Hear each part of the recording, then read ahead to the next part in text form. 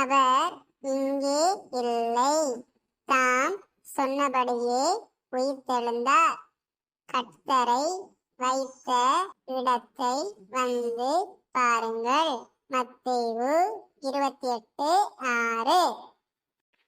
He is not here, for he is risen, as he said.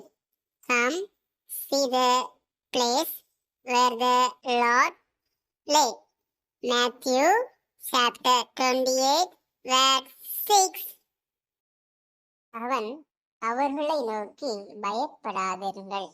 சிலுவையில் அறையப்பட்ட நசரேயனாகிய இயேசுவை தேடுகிறீர்கள். அவர் உயிர்த்தெழுந்தார். அவர் இங்கே இல்லை. இதோ அவரை வைத்த இடம். மார்க்கு 16:6.